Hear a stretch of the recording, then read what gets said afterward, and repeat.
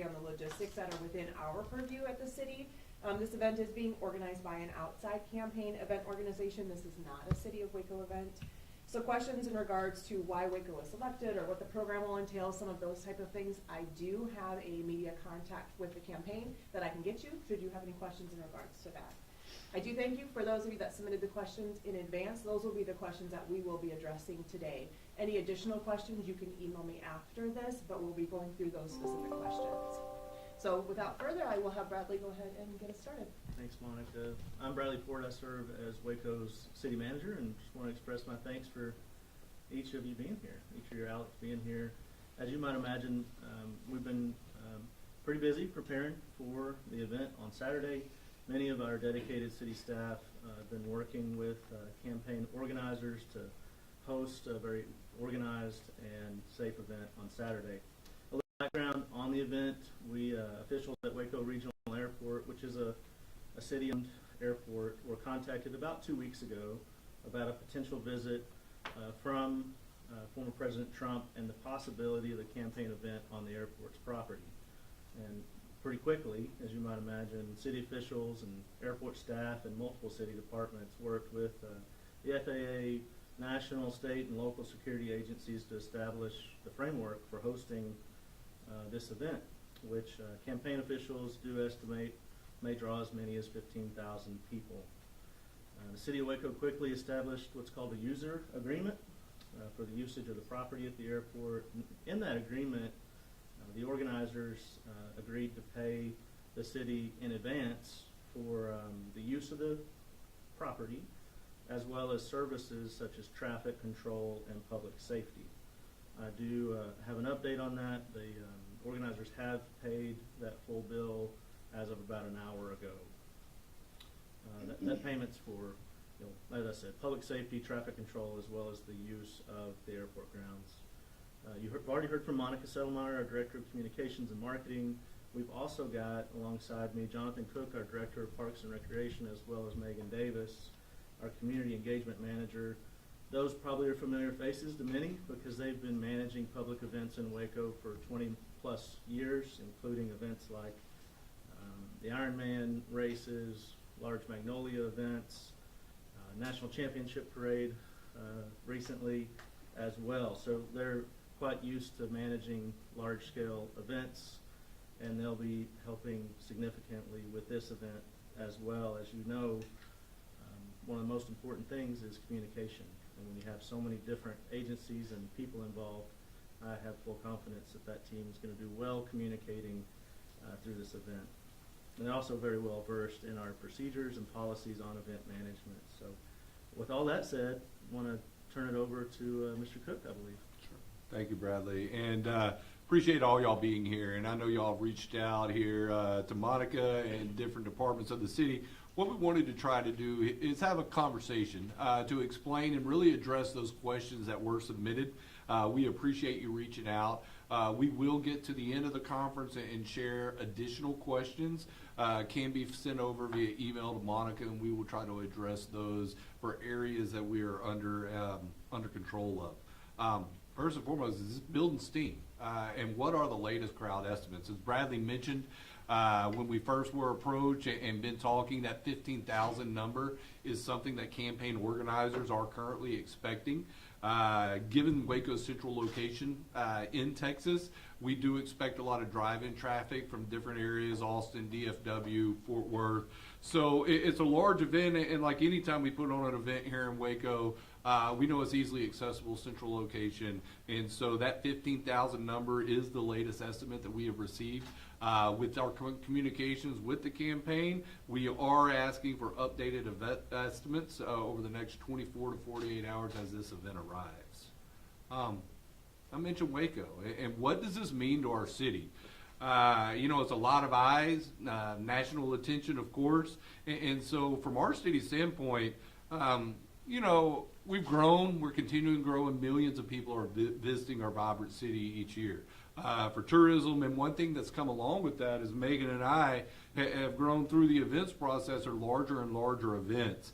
But whether it's a community gathering event or whether it's a response to a natural disaster, personally, I feel what this means to have a large gathering on a national scale, it showcases our ability as a city, as city staff, and also different agencies throughout the county and the state, that we come together as a team to provide a safe gathering place for the public. And with any event that we put on, safety is of utmost importance for us. And that goes, we permit upwards of 200 events per year through the city. That can be a wedding at a park, that can be a parade in downtown, but even large-scale events or a marathon. We take that safety very seriously. We have an outdoor events committee that works on such events. This includes all different levels of departments of the city, to where we go over the planning and process and procedures to make sure that is in place before any event kicks off. Now, Saturday's rally, a couple things and some basic questions here we want to go over. One of the things we've been, is it free? Can anyone attend, or advanced tickets required? The event is free to the public and open. However, in working with the campaign officials, they do encourage all attendees to register in advance.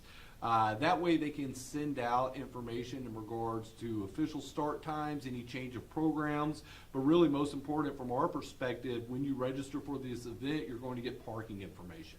So as you can imagine, any event with 15,000 people, little traffic on that parking of where you're going to enter, that's going to be included. So in order to register for this event, this is encouraged, and you can do that at the event website. So as Bradley mentioned, about 2 weeks ago, we were contacted this and switched into event mode, and it sort of most reminds me of some planning for a national championship parade. You know, we never want to jinx and say Baylor's going to win a championship, but we're ready when it happens. And the same thing with this event. We're ready, and we have a blueprint for large events such as this. And so our preparations, when we were contacted approximately 2 weeks ago, that team started coming together. And formulating, hey, here's an event, here's the differences in this style of event, and then also looking at the location as well. As you know, the airport is not a common place for an event, but the good thing about the airport is the availability of open land, flat terrain, so it really does lend itself to an event such as this. That team of how many employees were involved, Bradley mentioned, right now we have a team of about 30 employees. And the list is long. I mean, that's everywhere from public works, obviously, fire department, emergency management, even our team Parks and Rec, down to solid waste. It's everybody at the table and giving input, and then breaking that down a little bit further. There's a core group of about 10 people who have been all hands on deck to make sure that we're going to be implementing a traffic plan, and then making sure that public safety is of top concern. So with that standpoint, Megan Davis, our community engagement manager, really our logistics point of contact here, and been working hand in hand with the campaign to make sure everything is in place. So I'm going to let Megan walk you through a little run of show. A lot of that's been publicized already, but we're going to get what we've heard, and Megan's going to walk us through that, and then we're going to look at some parking topics as well. So as Jonathan and Bradley mentioned, we're in full mode moving forward with the setup out there at the airport. And for Run a Show on Saturday, gates will open at noon. Program activities are slated to begin at 2 p.m. With former President Trump speaking at approximately 5 p.m. Event organizers are expecting a 60 to 90-minute speech with the conclusion of the event around 7 p.m. that day. So one of the things in looking at that is, where can I park?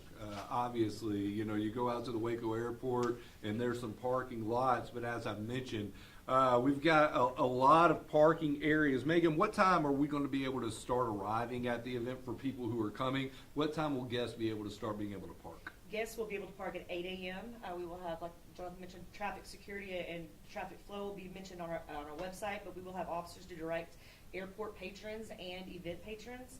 But 8 a.m. is the line opening. Good deal. And so a little more specifics I want to go into on the parking and traffic control. As you know, the main entryway into the Waco Regional Airport is on Steinbeck Bend, traveling through the intersection at 19th and China Spring Highway. That is the main entrance for the event. That officer is going to be manned with officers throughout the day, utilizing flash signal as needed, but making sure we have continuous traffic flow. You can also come, I will note, Airport Drive, one of the other arteries that comes up to the airport, is under construction, only northbound traffic. And a little other thing that we want to tell our local community is the fact that there is soccer games taking place at the Heart of Texas Soccer Complex that day, so we expect some heavy traffic, so we are asking people to try to enter in on that Steinbeck. You will come in, and at the intersection of Steinbeck Bend and Carl May, there will be signage directing airport traffic to proceed straight ahead, also credentials straight ahead. Parking will go off to the left, continuing on Steinbeck Bend. All of these areas, we have a robust effort of officers. Really, guest experience is very important for us here in Waco. We want people who are visiting us to have a good experience at this event, and those officers will direct people to the parking areas. One specific question was, and I'm going to go back to this, is not only minimal parking, but then also at the airport, we're under construction right now. It's a great renovation project taking place. So what impact does that have? Well, fortunately, this event is all outside on the exterior grounds. So the construction is limited to the inside of the airport terminal area. There will be no impact in regards to as far as that construction taking place. And then as far as the airport and the parking areas, it doesn't take long, and once y'all get out there, it's just such an expansive area, hundreds of acres of flat land, and so it is unpaved parking to where most of the guests will be going. I think we have 12 designated lots that will be manned not only with entryways with our security team, but then also volunteers from the event to make sure people are going in safely. Question is, so 15,000 people out at the airport. I mentioned a lot of open. It's question was a smaller airport. Where will they eat? Where will people use the restroom? Where will they stand? We are a mid-sized regional airport. We're making a lot of improvements, and Joel Martinez does a great operation there. I'm going to let Megan talk a little bit about what we've gotten from event organizers in regards to not just the ceremony, but the amenities that are going to be on the event site. Working with the event organizers, they have provided layout maps for us. They've organized food trucks and beverage trucks to be both in the interior and exterior of the event footprint. In addition, they're going to have facilities for restroom facilities and trash facilities throughout the grounds in order to accommodate the number of folks that will be parking out off or on the airport grounds. So they have they've arranged folks to be out there to provide the necessary things that we'll need throughout the day as people are waiting for the program to begin and through the program itself. So as guys, I want to say another benefit and why it's recommended as far as the registration for the event, event restrictions. Any event like this, there are things that you can and can't do, things you can bring, can't bring. And so one thing I know, this is a standing room only event. There will be some chairs and media areas and also some bleacher with credentials. However, for the most of the population and the guests coming to the event, it's a standing room only event. I wanted to make note, organizers have told us that no chairs will be allowed within the event interior. So just making note, people, I know any event I go to, a large fest, I want to bring my chair and chill out a little bit, but it is standing room only. And with that standing room only, I want to note as we throw out that 15,000 number and the question, how can you accommodate? Can you accommodate that many people? So capacity numbers, we have worked closely with our fire marshal and confirmed that on the runway tarmac area where this event will be taking place, there is ample room to accommodate 15,000 people. Additionally, in the parking areas, we've done an analysis and there is ample parking for a capacity of up to 15,000. So in looking at that, I want to add on the part, we also mentioned the 12 lots. A question, what happens when that gets full? Obviously, with any event planning, you have contingency plans in place. We have also identified overflow lots that will be closed off at the start of the event, and they will be activated as needed if we do reach a parking capacity. So looking at safety, and obviously mentioned at the front, safety of utmost concern. I just wanted to let y'all know and really say, and Bradley said this, when I look at event planning, communication and coordination is of utmost importance to a successful event plan. Now, Megan and myself and really all of our team, we have been working daily throughout the days and nights to make sure that that communication is in place. We've been working with multiple agencies and branches of law enforcement on all different levels to plan this event. And then I want to say that the event is complying with our city ordinances as it pertains to outdoor events. With that, a little bit of housekeeping, Bradley did mention that there was a prepayment agreement within the use agreement, and that has been paid. And so we are moving forward. Setup is beginning out at the airport as we speak. It will be continuing over the next couple days. The event, obviously, all day on Saturday. Teardown will be on Sunday. And so the event does expect it to be completely cleared from the airport grounds. They have also provided and complied with our cleanup policy. One of the things we have within our ordinance is a cleanup plan. They've been working and will be making sure that they leave the grounds as they found them. Another big question that keeps coming up, and I don't want to forget, and it's a couple things, and we're going to go back to navigating that area around the intersection of 19th and China Spring Highway and Steinbeck in the China Spring community, and we want to make sure that residents know how traffic's going to flow. I'm going to give you a little shortcut as well. But before I get to that, I want to ask Megan once again to chime in, as she's been working closely with the airport, and we want to make sure that people flying in and out of our airport also have a good experience. Might not be coming to the event, but they're traveling. So, Megan, give us an update on the airlines and the airport report. Sure. At this point, all scheduled flights are planned to come in with no impacts. The Waco Regional Airport will operate with regular operations on Saturday. We do encourage, for those that are flying in or out of Waco to arrive early. We mentioned earlier that there will be a designated route to get to the airport for access, manned by police officers at the intersection. We've also pushed out notifications to all travelers with communication efforts to make sure that everyone is fully aware of the impact to the airport and the grounds on Saturday.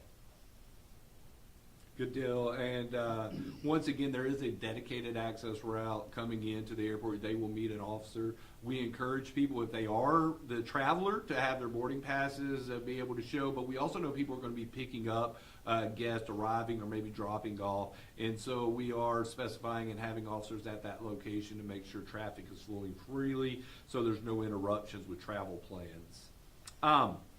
Back to traffic real quick. A couple spots I want to hit. So if you're out in the China Spring area, maybe live out there, visiting family or friends out there, let's say you're in China Spring and you're coming into Waco.